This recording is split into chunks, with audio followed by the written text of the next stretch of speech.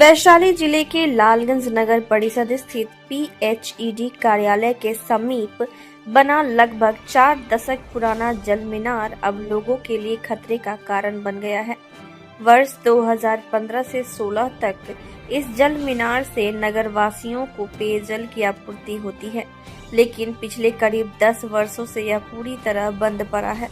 स्थानीय लोगों के अनुसार जल मीनार की दीवारों में बड़ी बड़ी दरारें पड़ चुकी हैं और इसकी स्थिति काफी जर्जर हो गई है। लोगों का कहना है कि यह कभी भी भर भराकर गिर सकता है, जिससे आसपास रहने वाले लोगों और बगल से गुजरने वाले राहगीरों की जान जोखिम में पड़ सकती है। नगर परिषद के पूर्व अध्यक्ष नवीन कुमार कई बार इस जर्जर जल मीनार को ध्वस्त करने की मांग कर चुके हैं, लेकिन अब तक संबंधित विभाग की ओर से कोई कार्रवाई नहीं की गई है। स्थानीय लोगों ने प्रशासन से अविलंब इसकी जांच कर सुरक्षित तरीके से ध्वस्तीकरण कराने की मांग की है, ताकि किसी संभावित बड़े हादसे से बचा जा सके। जल मीनार है, क्या स्थिति है? इससे कोई लाभ है लोगों को? चल रहा है? लाभ नहीं है सर। चालू है? हाँ, चालू नहीं है, बंद। अच्छा, कितने सालों से बंद है? लगभग अभी लगभग हमको लगता है कि 5-6 साल हो गया। 5-6 साल से बंद है। वाटर सप्लाई नहीं चढ़ता है। अच्छा, इसलिए कि ये डैमेज हो गया, तो हाँ, डैमेज हो गया ये। तो उस समय पीएचडी में था, पीएचडी के पदाधिकारी ने बोले कि नहीं, इसको बंद कर दिया जाए, तो बंद हो गया था। अभी डायरेक्ट पानी सप्लाई होता है। अच्छा, तो फिर इसका औचित्य क्यों है? 8-10 सालों से ये खड़ा है। बीच में सर ये नगर परिषद के अथी में चला गया। अब पदाधिकारी लोग का क्या है सर? आप यहाँ पर क्या किस ऑपरेटर हैं सर। ऑपरेटर हैं? इसके गिरने का डर नहीं लगता है कि डर गिरे? लगता है, हम हम अकेले बैठ के यहाँ ड्यूटी करते हैं, पर मन में तो डर रहता ही है, लेकिन ड्यूटी करना है। जो जल मीनार है, इसकी क्या स्थिति है? अभी तो दिख रहा है, आप देख ही रहे इसको, या पूरा लालगंज का लोग दिख रहा है। अभी पीएचडी के जो स्टाफ मिले, उनका कहना था कि हम लोग डरे समय रहते हैं कि कब गिरेगा नहीं गिरेगा। आप लोग भी नगर संभाले हैं, अध्यक्ष रह चुके हैं, इसके बारे में कभी कुछ लिख के दिए? जी, 2017 में मैं जब चेयरमैन था तो इस पर निर्णय भी हुआ है बोर्ड में निर्णय हुआ है। हाँ, इसको ध्वस्त कराने के लिए जो है कि यहाँ से आवेदन भी संबंधित विभाग को भेजा जा चुका है।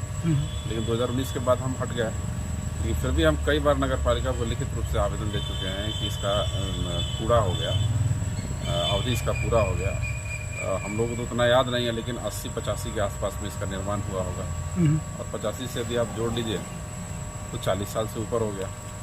तो वैसे भी इसका समय खत्म हो गया। और एक बात और आपको बता रहा है कि 2017-18 से इस जल मीनार में पानी ऊपर नहीं जाता है। यहाँ पीएचईडी का मशीन तो चलता है, लोगों को जहाँ तक हो सके सप्लाई मिलता तो है, लेकिन इसका इस्तेमाल नहीं है। तो ऐसी परिस्थिति में इसको तो अविलंब ध्वस्त कराना जनहित में अति अनिवार्य है। आप कह रहे हैं कि बोर्ड का भी निर्णय हो गया, बाद में आप लगातार जानकारी दे रहे हैं, लेटर देके, फिर क्यों नहीं इसके प्रति लोग सजग हो रहा है? नगर पालिका इसको आवश्यक नहीं समझ रही है। और आप वैसे भी देखिए कि नगर पालिका में जिस काम को होना चाहिए वो काम होता नहीं है। देखिए, जब तक आप कोई काम करते हैं, आप कहने के लिए हम ये किए वो किए, उससे मतलब नहीं है, लेकिन जनहित उस आपके किए हुए कामों से लोगों को लाभ नहीं मिलता है, उस काम में कोई मतलब है क्या?